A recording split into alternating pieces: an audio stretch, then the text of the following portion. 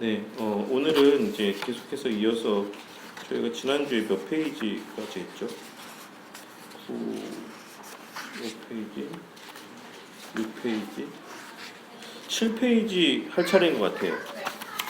7페이지를 보시면 지난 시간에 이제 셋 계열과 가인 계열의 어떤 이런 내용들에 대해서 짧게 좀 생각해보는 시간을 가졌습니다. 그래서 세상 역사라는 것이 교회 안에서의 역사도 그렇고 창세기부터 비롯되어 있는 이 모든 전체 역사와 성경의 흐름이라는 것이 이렇게 셋 계열의 하나님 나라에 속한 자들과 그렇지 않은 사람들 간의 이러한 어떤 대립적인 관계, 그러한 것들의 연장선상에 있다라는 것에 대해서 우리가 함께 지난 시간에 살펴보는 시간을 가졌습니다. 그래서 괄호한 3번 괄호를 보시면 셋 계열과 가인 계열 간의 긴장이라고 되어 있는 부분에 기독교 세계관을 연구하는 학자들은 이 두 계열 간의 긴장을 영적 전투라는 말로 표현을 합니다. 이 둘 사이에는 다음의 유형이 유지가 됩니다 라고 기록을 하고 있어요. 그래서 1번과 2번에 기록되어 있는 1번의 세상 나라의 문화가 하나님 나라 문화를 침투해서 세속화시키는 유형이 있고,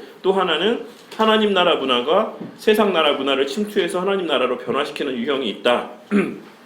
이렇게 두 가지에 대해서 말씀드렸는데, 사실 이 부분은 예전에도 제가 한번 말씀을 드렸지만 좀 신학적인 좀 깊이 있는 논의가 필요한 부분이에요. 이게 신학적인 용어로 두 왕국론이라고 이야기를 하는데, 우리가 세상 나라를 어떻게 바라보고 판단하고 그 가운데 대응을 해야지만 되는가라는 것에 대해서 여러 가지 신학적 견해들이 있습니다. 그래서 좀 약간 전통적인 견해라고 한다면 지금 여기에 나와 있는 이런 거예요. 우리가 세상 문화를 바꿔야 된다. 세상 나라의 세상 문화를 정복해야 된다. 라고 하는 어떤 그러한 전통적인 신학적 견해들이 있고, 그러한 것을 주장하시는 분들이 예전에도 말씀드렸지만 아브라함 카이퍼라는 분이라든지 반틸이라는 분, 변증학 가운데 가장 유명하다고 할 수 있는 반틸이라는 교수님과 그 다음에 네덜란드에 우리가 잘 알고 있는 화란의 총리를 지내신 아브라함 카이퍼, 4대 칼빈주의자 중에 한 명이라고 일컬음을 받는 아브라함 카이퍼, 이 두 분 같은 대표적인 이런 신학자들이 이런 주장을 했습니다. 그런데 사실 최근이라고는 할 수 없지만 또 한 부류의 주장은 무엇이냐면, 이와는 좀 별개로 우리가 세상의 문화를 바꾸는 것이 아니라 우리가 우리의 문화를 지켜가면서 각자의 영역 가운데 하나님의 나라를 확장해가는 것이다라고 하는 어떤 선한 영향력을 끼치는 것이다라고 하는 이런 주장들을 하시는 분들이 있습니다. 그래서 반드루넨이라는 분이나 요즘에 유명하신 분이죠, 마이클 호튼이라는 그런 분 같은 경우는 이런 주장들을 하십니다. 근데 이게 보편적 견해라고 할 수가 있어요. 우리가 세상 문화를 바꿀 수가 없어요. 이 세상에서, 이 땅에서 천국을 만들라, 천국을 건설하라, 하나님 나라를 건설하라, 이런 명령을 우리에게 주신 것이 아닙니다. 제가 신뢰하는, 제가 믿는 바에 한해서는 이 땅 안에서 우리에게 허락하신 그 신앙을 지키며 확장해 나아가는 것이지, 우리가 세상 문화를 정복해서 그것을 기독교 문화로 완전하게 바꾸는 것, 이것은 우리에게 주어진 저는 사명이라고 생각을 하진 않아요. 그래서 결과적으로 마지막 때에 이 전체 모든 세상 나라가 기독교 국가와 같이 그렇게 변화하는 것, 이것이 저는 하나님의 뜻이 아니고, 그 세상 문화들 가운데 하나님의 백성들을 불러내는 것, 그 일의 선한 통로로서 쓰임 받는 것, 그 어떤 부름받은 그 공동체 안에서의 그 신앙을 지켜가는 것, 그렇게 선한 영향을 세상 가운데 끼쳐가는 것, 이게 그리스도인에게 주어진 부여된 사명이라고 생각합니다. 그래서 저는 개인적인 신학적 견해가 이 반드루넨이나 이 마이클 호튼 목사님의 견해와 좀 같다라고 할 수가 있어요. 그런데 약간 중도적인 입장을 취하는 목사님도 계십니다. 케빈 드 영이라고, 아마 책을 찾아보시면 케빈 드 영 목사님이 쓰신 책들이 많이 있어요. 또 좋은 책들이 많이 있는데,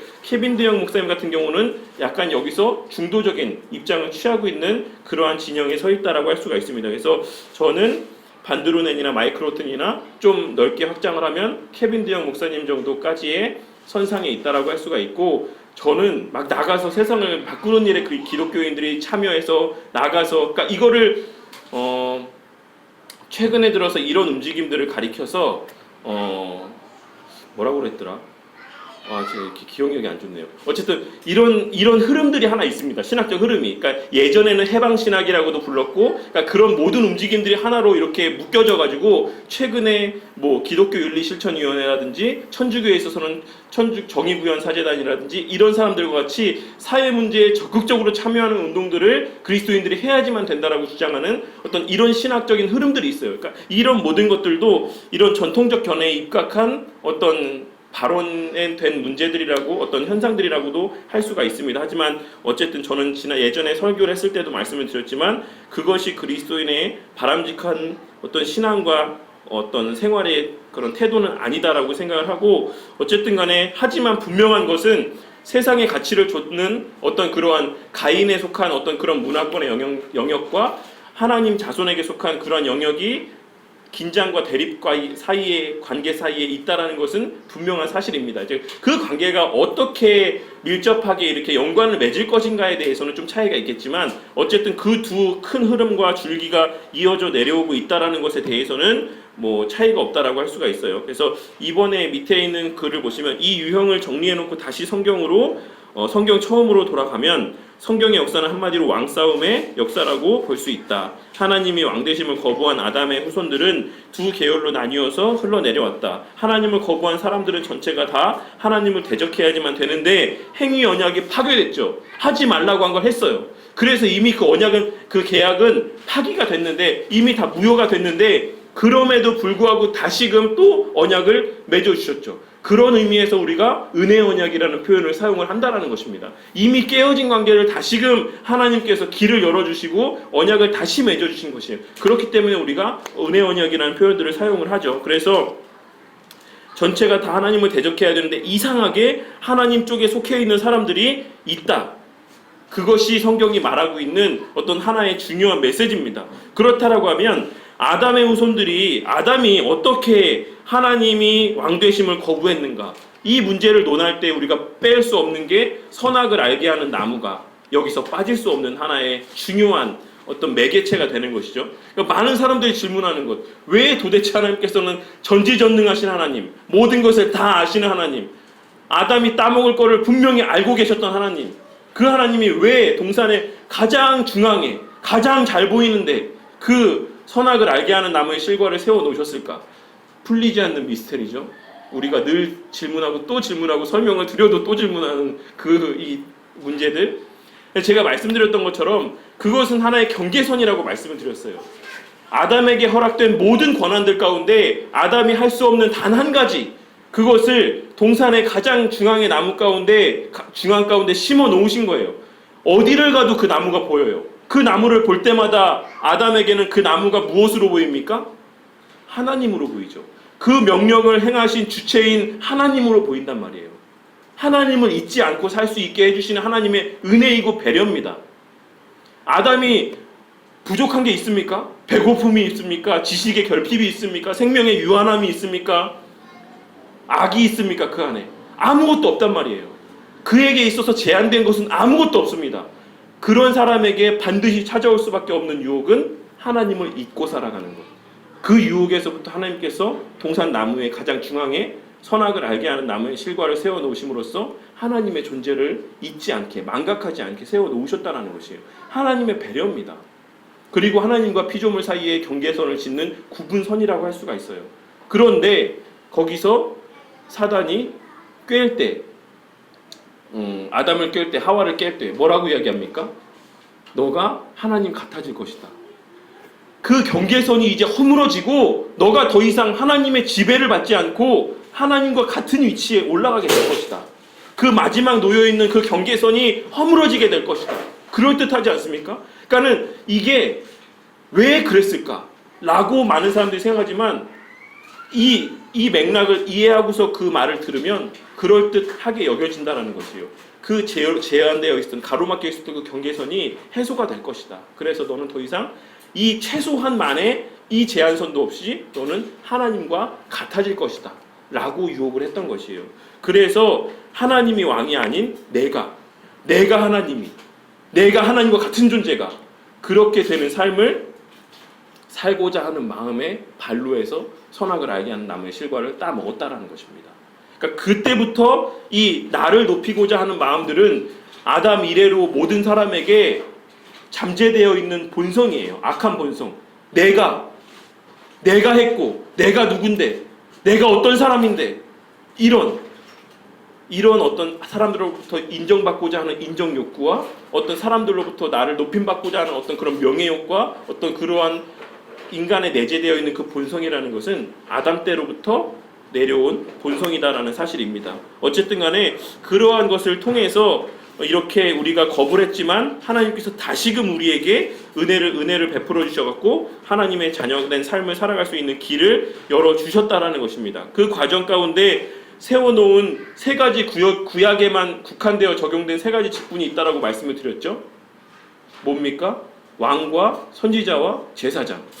그러니까 아담이 본래 누렸던 특권, 아무 때나 하나님 앞에 나아가서 하나님을 알 수 있고 하나님을 만날 수 있고 하나님으로부터 음성을 들을 수 있고 하나님의 뜻을 알 수 있고 세상을 다스릴 수 있는 그 모든 권세, 왕으로서의 선지자로서의 제사장으로서의 그 모든 권세가 빼앗겼단 말이에요. 에덴 동산에서 쫓겨나면서. 근데 하나님께서 다시금 우리에게 구약 백성 이스라엘 백성들에게 선지자와 제사장과 왕이라는 직분을 세워주심으로 말미암아서 그 길을 열어주셨어요. 하나님 뜻을 알 수 없는 것을 선지자를 통해서 하나님 뜻을 들려주시고 하나님 앞에 나아갈 수 없는 자들을 제사장이라는 직분을 세워서 하나님 앞에 나아갈 수 있게 해주시고 그리고 세상을 통치하는 어떤 가시적인 어떤 그런 권세의 자리에 왕이라는 직분을 세워주셨다는 것입니다. 그래서 구약시대의 이 세 직분에만 뭘 했습니까? 뭘 했어요? 이 세 직분을 세울 때 뭘 했습니까? 기름을 부었잖아요. 이 세 직분에만 기름을 부었습니다. 그런데 이 세 직분에게 머리에 기름을 부어가지고 이 직분을 세웠는데 기름 부음을 받은 자라는 헬라어가 뭡니까? 그리스도. 구약 히브리어로 메시아. 그러니까 예수님께서 이 세 가지, 그래서 이런 맥락에서 우리가 그리스도의 삼중직을 이야기한다라는 것이에요. 예수님이 어떤 직분을 안고 이 땅에 오셨는가? 이 세 가지, 아담이 빼앗겼던, 아담이 상실했던 이 세 가지 직분, 그것을 예수님께서 이 삼중직을 안고 오신 거예요. 그래서 이 땅에서 감당하셔야 되는 모든 책임과 의무들을 완수하시고 십자가에 달려 죽으시면서 내가 다 이루었다라고 했을 때의 그 의미 가운데 한 부분에는 이 세 가지 잃어버렸던 직분이 다시금 그리스도로 말미암아 거듭난 자들에게 허락되었다라는 의미가 담겨져 있습니다. 그래서 우리가 이제 마음껏 하나님 앞에 기도하지 않습니까? 우리가 마음껏 성경 말씀 보면서 성령 하나님의 조명하심 가운데 그 뜻을 우리가 이해할 수 있지 않습니까? 목사를 통해서 설교를 하는데 그 말씀이 하나님의 말씀으로 믿어지지 않습니까? 나랑 뭐 별반 차이도 없는 것 같은 사람이 하는 말인데 그 말이 하나님의 뜻을 풀어 설명하는 것으로 이해되고 믿어지지 않습니까? 이거 예수 그리스도의 삼중직에 그것을 이행하신 결과로 남아 우리에게 주어진 권세예요. 그리고 우리가 더 이상 돈에 쫓겨가는 삶, 건강에 매여가는 삶, 이런 삶이 아니라 세상의 어떤 그 모든 조건들 위에 그것을 선용하며 하나님의 영광을 위해 그것을 사용하며 살아갈 수 있는 그런 자격이 되었다라는 것이에요. 돈을 쫓아가는 것이 아니라 우리가 선한 목적을 추구하며 살아갈 때 돈이, 건강이, 세상의 모든 여건들이 우리를 이제 따라온다라는 것입니다. 이 우선관계를 우리 성도님들이 잃어버리시면 안 돼요. 내가 하나님의 영광을 위해 살아간다라고 하면서 돈을 쫓아가는 삶, 건강을 쫓아가는 삶, 세상의 어떤 여러 가지 유혹에 매여 있는 삶, 이런 삶을 사는 것은 그리스도 안에서의 참된 자유를 누리는 삶이 아닙니다. 선한 목적을 우리가 추구하고 있는 것이 분명하다라고 하면 그 삶 가운데 필요한 물질이라든지 건강이라든지 세상적인 요건들을 하나님께서 다 부어주실 수밖에 없어요. 그게 우리에게 허락된 또한 하나의 왕된 권세다라는 사실입니다. 그러니까 이러한 것을 하나님께서 우리에게 피 흘림의 제사, 용서, 화해, 순종하는 삶, 하나님의 통치를 받음, 하나님의 아들들이 됨, 이러한 여러 가지 것들을 통해 궁극적으로 이것의 완성이 그리스도의 십자가의 달리심의 사건을 통해서 성취가 되었다라는 것이에요. 그래서 우리가 그리스도께서 보내주시는 보혜사 성령 하나님의 임재로 말미암아 온전한 그의 통치를 받는 삶을 이제는 살게 되었다라는 것입니다. 어쨌든 이제 그러한 예표적인 어떤 이런 내용들이 창세기 가운데 말씀 가운데 빼곡하게 담겨져 있다라는 것입니다. 처음에 제가 말씀드린 것처럼 창세기 안에 정말 이 전체 구속 역사의 모든 전반적인 내용들이 다 담겨져 있다라는 것이에요. 모세 오경 가운데 다 그 전반적인 구원에 관련된 내용들이 예표적으로, 교보제적으로, 가시적으로, 역사 가운데 실제적으로 나타나고 증거되어지고 기록되어진 것이 모세오경에 기록되어 있는 하나님의 행하시는 구원 역사에 관한 일들이다라는 사실입니다. 그래서 창세기 이제 1번 창세기 읽기 창출 내에 창출 민수 삿 삼왕 이 가운데서 이제 창세기를 본다는 얘기죠. 그래서 창세기 1장에서 11장에 보시면 창조와 타락과 노아 홍수와 바벨탑 사건들이 이렇게 기록이 되어 있습니다. 그런데 1장에서 11장 사이도 사실상 뭐 나중에 이제 창세기만을 강해를 하게 되면 이제 여러 가지 실질적인 창세기에서 부딪히는 여러 가지 신학적 주제들과 어떤 난제들이라 불려지는 문제들에 대해서도 나눌 이야기들이 있겠지만 대표적으로 두 가지만 딱 말씀을 드리지만 한 가지는 뭐 예전에 제가 말씀을 드렸으니까 따로 말씀드리지 않도록 할게요. 가인을 죽일 자가 누구인가? 가인이 내가 사람들을 만났을 때를 사람들이 나를 죽일까 제가 두렵습니다라고 했을 때에 그 외에 사람이 없는데 가인은 누구를 생각하면서 누구를 떠올리면서 그 말을 했을까? 라고 하는 의문들이 들 수 있다라고 얘기를 드렸었죠. 근데 창세기에 기록된 족보는 제가 말씀드린 것처럼 축약된 족보라고 말씀을 드렸습니다. 선별된 족보예요. 이것을 근거로 해서 우리가 젊은 지구론을 주장하는 것은 사실 그렇게 지극히 성경적이지 않다라는 것입니다. 성경에 기록되어 있는 족보의 인물들, 앞서 우리가 지난 낮 예배 때, 낮에 오전 예배 때 그 족보도 온전한 족보라고 할 수 없는 거예요. 그 사이에 생략된 많은 사람들이 있습니다. 정말 구원에 필요한 사람들, 우리 구원에 관계된 사람들, 우리가 구원에 있어서 알아야 될 사람들만을 기록해 놓은 것이 성경에 기록된 족보라는 것이에요. 그러니까 우리가 이런 것들을 통해서 봤을 때 가인이 있었지만 그 외에도 수많은 아담으로 말미암은 자손들이 있었다라고 보는 것이 합당한 해석이 된다라는 것입니다. 그래서 그러한 다른 사람들이 다른 형제가 그 형제를 죽인 가인을 만났을 때 죽일 수도 있지 않겠냐. 가인에게만 형제가 아니라 아담을 통해 낳은 다른 모든 사람들에게도 형제란 말이에요. 내 형제를 죽인 가인을 만났을 때에 그를 죽일 수도 있다 라고 하는 것이 전제되어 있다라는 것이에요. 어떤 그러한 것들을 우리가 또 확인할 수가 있고, 또 하나의 중요한 아주 핫 이슈 중에 하나는 창세 때에 하나님께서 천지 만물을 창조하실 때 하루하루의 시간이 정말 우리가 알고 있는 24시간의 하루인지 아니면 그것을 한 세대로 볼 것인지, 이러한 논란은 지금까지도 계속되고 있습니다. 어느 분명한 어떤 견해를 우리가 확실하게 제시할 수는 없어요. 근데 어쨌든 이러한 여러 가지 문제들이, 어떤 신학적인 민감한 이슈들이 이 내용들 가운데 창세기 1장부터 11장 사이 가운데 내용 가운데 담겨져 있습니다. 그래서 이 내용들은 어쨌든 간에 일반 역사적인 내용들이다라는 것을 염두에 두고 한번 쭉 읽어보시면 되겠고, 의문이 나는 것들은 후에 창세기 강의를 할 때 함께 다루어 보든지, 그 사이 난 그때까지 못 기다리겠다라고 하면 개인적으로 찾아보시면 됩니다. 제가 그 부분에 대해서 따로 또 설명을 드리도록 할게요. 그리고 이번에 보시면 창세기 12장에서 20장까지는 아브라함으로 시작되는 하나님의 나라에 대한 이야기들이 기록이 되어 있습니다.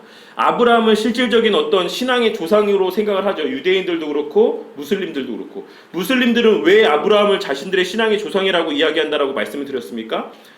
그 산에서 바위 위에서 죽이라고 명한 그 아들이, 우리 성경에는 이삭이라고 기록이 되어 있지만 그들이 보는 코란에는 이스마엘이라고 기록이 되어 있다고 제가 말씀을 드렸었죠. 그래서 이스마엘도 어차피 아브라함의 아들이기 때문에 결국에는 우리 역사다, 우리가 하나님의 자손이다 라고 하는 정통성을 그들이 주장을 한다는 것이에요. 그래서 이스라엘에 있는 그 솔로몬의 성전이 지어져 있던 그 예터, 그 안에 중심에 가면 이삭을 바쳤다라고 하는 그 바위가 거기에 존재한다라고 제가 말씀드렸죠.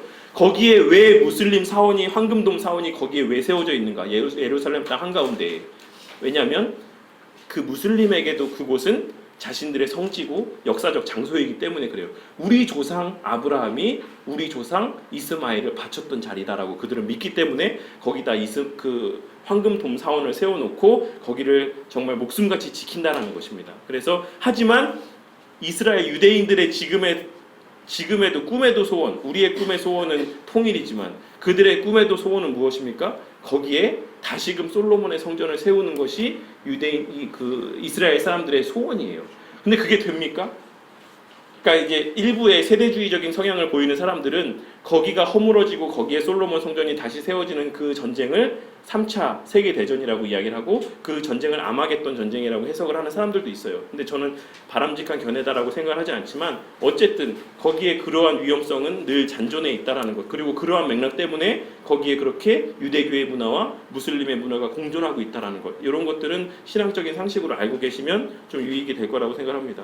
개인적으로는 나중에, 아주 나중에 하나님 은혜로 우리 교회가 좀 이렇게 바로 서게 되면 이스라엘을 한번, 예루살렘에 한번 가봤으면 하는 마음이 있어요. 저는 개인적으로 한번 갔다 왔습니다. 예루살렘에.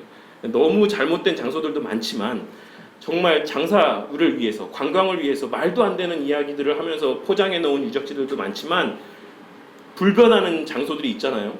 그 갈릴리 호수라든지 실제로 있었던 불변하는 장소, 예수님이 걸으셨던 비아돌로사 길이라든지 이런 것들을 보면 정말로 그 마음이 좀 남다른 어떤 그 마음에 와닿는 것들이 있습니다. 물론 그것이 어떤 우리 신앙을 크게 좌지우지하는 것은 아니지만 좀 우리가 한 번쯤은 태어나서 한 번 정도는 가보고, 최소한 3번은 가라고 하시던데 어쨌든 몇 번은 가볼 필요는 있는 곳이다라고 생각해요. 다른 데 갈 것보다 뭐 몰디브나 뭐 이런데 그런 몇 백씩 주고 그런 데 가느니 저는 예루살렘 같은 데는 한 번씩 가고, 또 중앙아시아의 바울을 통해서 세워져 있던 그런 교회들을 유적지는 한 번씩 가보는 거는 의미가 있다라고 생각합니다. 그래서 사실 여담이지만 다른 이야기지만 성지순례라는 말은 사실 합당치 않아요. 우리는 성지라고 생각하지 않습니다. 그냥 기독교 유적지 탐방이라고 하는 게 합당한 표현이라고 할 수가 있어요. 성지라는 개념은 없죠.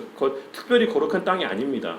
근데 어쨌든 그런 곳에 한 번씩 가보는 것은 필요하다라고 생각합니다. 그래서 어쨌든 아브라함으로 시작되는 하나님의 나라 12장부터 그 역사들이 쭉 기록이 되어 있는데 12장에 아브라함은 갈대아 우르 사람이라고 이야기를 합니다. 그래서 갈대아라는 이 지역은 성경 역사 속에서 때로는 바벨론, 때로는 아수르라고 불려진 민족이고 그 위치, 그 나라들을 이야기를 합니다. 그래서 북방 이스라엘과 유다 왕국이 이들에 의해서 망하는 것이라고 그렇게 기록이 되어 있죠. 아브라함의 때는 기원적 2000년 경으로 추정을 하고 있어요. 본토 친정 아비집을 떠나서 하나님 나라의 유업을 받는 첫 발걸음을 떼게 되는 것이죠. 그래서 어쨌든 세상 나라에서 뽑힘을 받아서 거기에 나와서 하나님의 나라 가운데로 이렇게 인도함을 받는 그러한 여정들이 또한 어떤 하나의 큰 신앙의 우리의 기본 원리를 제공해주는 어떤 그러한 요소, 가시적인 요소들을 이렇게 제공해 준다라고 할 수가 있습니다. 그래서 하나님도 나라를 세우시는데 특히 창세기는 그 하나님 나라에 속한 백성들, 국민들을 이렇게 만드는 과정이라고 이렇게 큰 그림을 잡고 창세기 말씀들을 보시면 좀 더 쉽게 이해가 되실 거라고 생각합니다. 그래서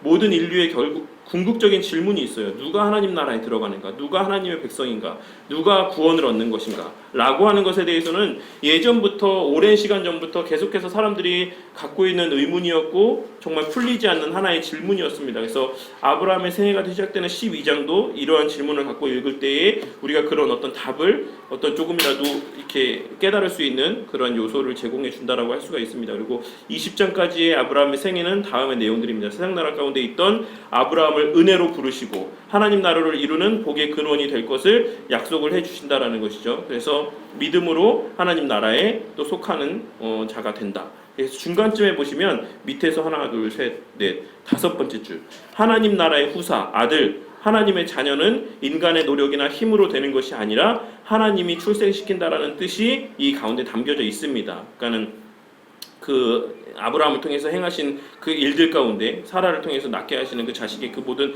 불가능한 상황 가운데서 잉태케 하시는 이런 것들을 통해서도 하나님의 백성은 하나님이 잉태케 하시고 출산케 하신다라는 의미들이 성경 곳곳에 계속해서 담겨져 있고 드러나고 있다라는 것이에요. 그래서 어쨌든 하나님이 출산하시고 이 하나님 나라의 백성들은 하나님에게서만 나온다. 거듭남의 예표를 이 가시적인 실제 존재했던 이 사람의 생애를 통해서 우리에게 나타내 보여주고 있다라는 것입니다. 그래서 하나님 나라의 첫 백성인 아브라함에게 첫 아들, 하나님의 아들, 약속의 자녀, 갈라디아 4장 28절이 반드시 출생할 것이다라고 말씀을 하고 계십니다. 이것을 증명하기 위해서 하나님은 계약을 하자고 하십니다. 그런데 이 아브라함의 이 계약, 언약, 이 내용들이 그 뒤에 계속해서 반복이 돼요. 그러니까는 예를 들어서 선지자들을 통해서 예언하신 말씀들이나 계속해서 많은 그 이후에 아브라함을 통해서 또 그 뒤에 이삭을 통해서 또 그 후대를 통해서 계속해서 갱신해 주시는 언약의 내용들을 보시면 그 언약이 다릅니까? 아니에요. 한 언약을 계속해서 반복적으로 말씀을 해주시는 것 뿐입니다. 새롭게 다른 언약을 맺으시는 게 아니고 태초에 처음에 맺었던 그 언약에 대해서 계속해서 상기시켜 주시고 또 상기시켜 주시고 선지자들을 통해서 또 그 말씀을 하시고 너희들이 돌아오면 너희들이 하나님께 다시 돌아오면 하나님께서 너희들에게 복을 주시고 너희 나라를 창대케 하시고 영구히 하나님께서 보존해 주시고 하나님의 구원 역사를 성취해 주신다라고 하는 그 복의 약속, 그 어떤 예언적인 말씀은 이 아브라함 때부터 계속해서 이어져 내려오고 있는 하나의 언약에 대한 계속해서 반복적인 선포에 불과하다는 것을 기억을 하시면 돼요. 그러니까 우리가 누누이 말씀드리지만 우리가 이제는 예언을 하게 된다. 자녀들이 꿈을 꾸고 아비들이 뭐 환상을 보고 이렇게 이러한 어떤 예언된 어떤 그런 가시적인 어떤 그 문맥상의 의미라는 것은 이제는 우리가 그 선지자들에게만 허락되었던 그 예언들, 메시아가 올 것이고 그 메시아를 통해 우리가 구원을 받을 것이고 이러한 선지자들에게만 제한적으로 허락되었던 그 예언이 이제 우리에게는 다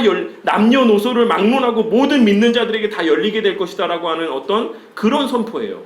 어떤 우리가 정말로 막 환상을 보고 예언을 하고 막 꿈을 꾸고 이런다라는 말씀을 하고 있는 것이 아니라 구약시대의 대표적이었던 그 예언의 수단들, 하나님의 계시의 수단들, 그것이 이제는 모든 사람들에게 다 열리게 된다는 것을 말씀하고 있는 의미라고 할 수가 있다는 사실입니다. 어쨌든 간에 이 하나님께서 약속하셨던 이 언약들, 이 언약이라는 것이 계속해서 이제 이어서 또 갱신이 되고 또 갱신이 되고 다시금 상기시켜지고 이런 역사들이 계속해서 반복이 되고 있다는 것을 창세기 말씀을 읽으면서 보시면서 좀 유념해 보시면 우리가 그 맥락을 좀 더 깊이 있게 이해를 하실 수 있을 거라고 생각합니다. 하나님 편에서는 변하지 않으세요.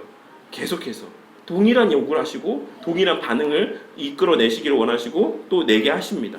창세기 21장부터 26장까지는 이제 아들을 주시는 이삭의 생애에 대해서 기록이 되고 있죠. 이삭은 제가 설교 때도 말씀을 드렸던 것처럼 예수를 예표한다라고 말씀을 드렸습니다. 그래서 출생부터가 하나님의 방법으로 태어났다라는 것이고, 그래서 결국에는 이제 바쳐지는 것, 이것은 곧 예수님께서 죽으심의 어떤 예표적인 상징적인 행위가 된다라는 것이죠. 이삭의 목숨은 가져가지 않으셨지만 당신의 아들이신 예수 그리스도의 생명을 취하셨다라는 어떤 그런 의미들이 또한 담겨져 있다라고 할 수가 있습니다. 그래서 앞으로 역사 속에 진행될 하나님의 나라는 독생자를 내어놓으시는 구원이 그 핵심이 될 것이다라고 하는 어떤 이러한 신비적인 계시의 의미들이 담겨져 있습니다. 9페이지에 보시면. 그래서 좀 중요한 표현이 그 가운데 있어요. 9페이지 윗단에 보시면 인간이 자기 삶을 살아도 하나님의 계획은 이루어진다라는 것.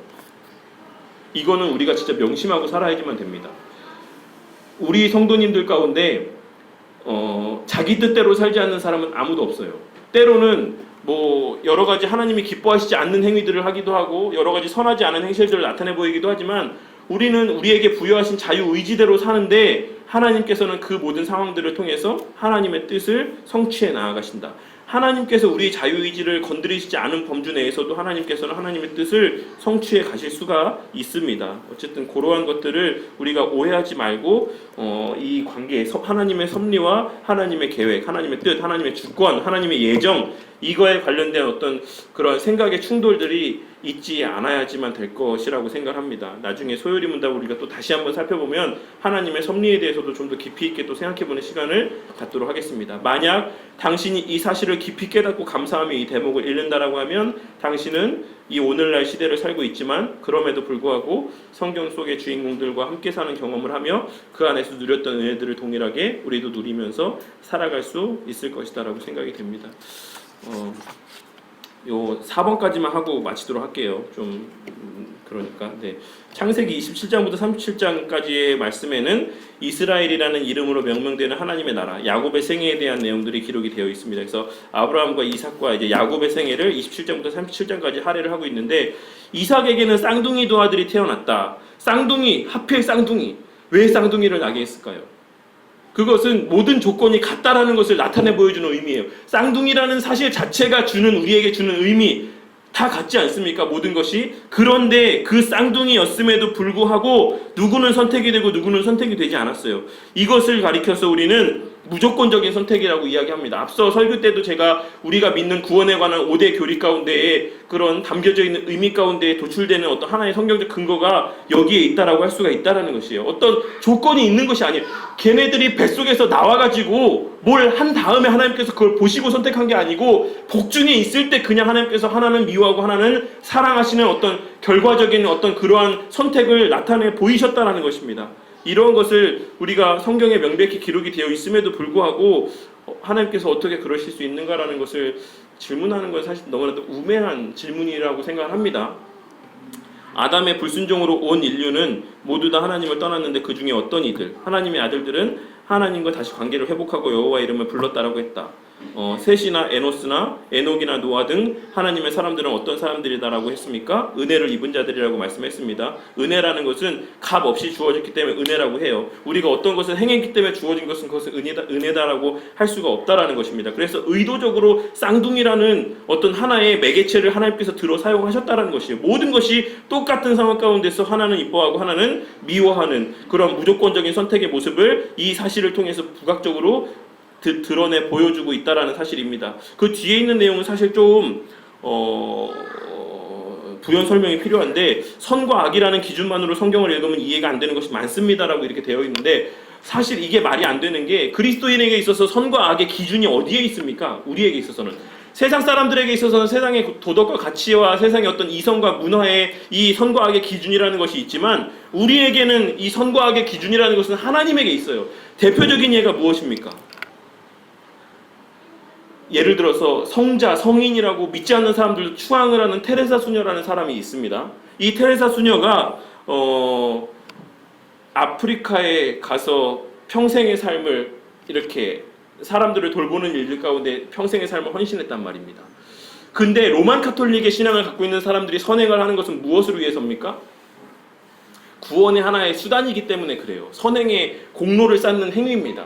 그렇다라고 했을 때 하나님께서 보셨을 때 아담이 범죄한 것이 그것이 행위가 누구를 위한 행위이기 때문에 그것이 범죄라고 하나님께서 명명하셨습니까? 나를 위한 행위를 했기 때문에요. 하나님을 위한 것이 아니고.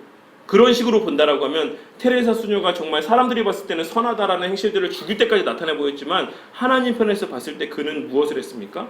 평생 악을 행한 거예요. 이해가 되십니까? 하나님을 위한 게 아니다. 하나님의 영광을 위한 것이 아니다라는 것입니다. 온전히 우리가 성경에서 기록된 죄라는 것을 명명할 때 죄라는 것은 우리가 믿는 웨스트민스터 신앙고백서에서도 도출해낸 결과가 무엇이냐면 하나님의 뜻에 순종하지 않거나 부족하게 순종하는 것을 죄라고 이야기해요. 하나님의 뜻에 순종하지 않는 것만이 아니라 부족하게 순종하는 것도 죄라고 명명을 하고 있습니다. 그렇다라고 하면 테레사 수녀가 100%의 어떤 선행 가운데 하나님의 영광이라는 것을 100% 돌린 것이 아니라 90%는 하나님의 영광을 위해서 10%는 내 구원을 위해서라고 했다면 그것은 하나님께서 보았을 때의 죄라는 것입니다. 아시겠어요? 그러니까 이 선과 악의 이 기준이라는 것은 철저하게 하나님께만 있다라는 것을 우리가 기억을 하고 이 성경의 말씀을 봐야지만 성경에서 기록되어 있는 전체적 내용들이 우리 가운데 가치 충돌을 일으키지 않는다라는 것입니다.